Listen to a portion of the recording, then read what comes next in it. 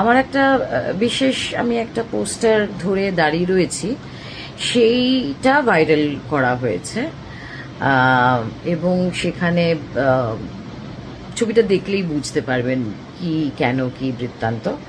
তো ওখানে আমি যতই বিজেপি বিরোধী হই, অন্ধভাগ বিরোধী হই বা মোদি বিরোধী হই, আমাকে কেউ দেশদ্রোহী আখ্যা দিলে সেটাও যেরকম ভীষণ মানে হাস্যকর ব্যাপার, সেটাই একই রকম হাস্যকর হচ্ছে যদি কেউ মনে করে যে ওই রকম ছবির মানে আমি ইচ্ছা করে এই ছবিটাকে আমি হাতে নিয়ে দাঁড়িয়ে এ করেছি। পেটে তো একটু শিক্ষা দীক্ষা আছে। এটা এটা দিল্লি থেকেই পোস্টারিংগুলো হয়েছে।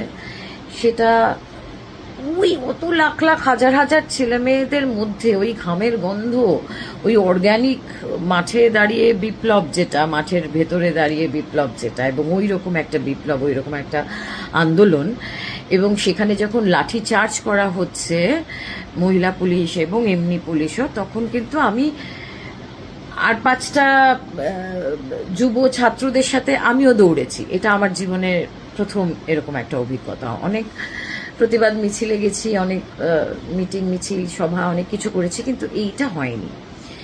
তো আমার একটা মেয়ে বড় হচ্ছে, সুতরাং আমার যদি প্রথমে চশমা ছাড়া গেছিলাম সানগ্লাস পরে, আর ওই ভিড়ের মধ্যে ওইটুকু একটা পোস্টারে আমার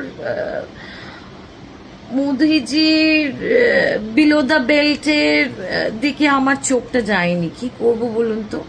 একটু জেনারেলি মেয়েদেরকে জিজ্ঞাসা করবেন, মানে শতকরা 95% মহিলারা বলবে যে আমরা যদি কোনো পুরুষ মানুষকে দেখি, আমরা তার প্যান্ট দেখি না, প্যান্ট বা তার নিম্নাগ্নে দেখি না।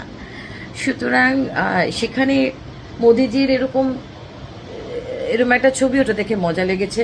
ওই কতগুলো ছেলে যাচ্ছিল, তারা প্রতিবাদে তারা পোস্টার দিয়ে করেছে, ছবি তুলতে এসেছিল, পোস্টারটা হাতে নিয়ে ছবি তুলেছে। আর দেখিও নি পোস্টারটাকে ঘুরিয়ে, সময় ছিল না, কারণ পুলিশের লাঠিচার্জ হচ্ছিল।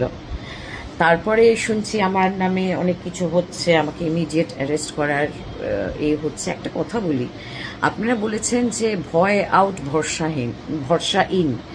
তা আপনারা তো মানুষের মধ্যে ভয় ধরানোর চেষ্টা করছেন। এমন শাস্তি দেবেন নাকি আমাদের মাননীয় মুখ্যমন্ত্রী যে 3 পুরুষ মানুষের মনে থাকবে, এরকম শাস্তি দেবেন?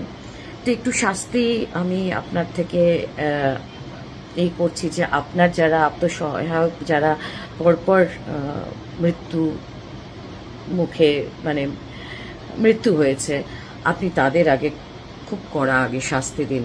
তারপরে আমাদের যারা আন্দোলনকারী বা আন্দোলনকারীদের সাথে কিছুটা হলেও যুক্ত হয়ে নিজেদেরকে একটা ঐতিহাসিক আন্দোলনের সঙ্গে থেকে নিজেদেরকে ধন্য মনে করছি, তারপরে আমাদের শাস্তি যদি মনে করে থাকেন, আমার হয়তো তলার দিকে, এরপরে আমি বলে দিচ্ছি, পুরুষ মানুষের যে কোনো কিছু হলে আগে নিচের দিকে দেখব,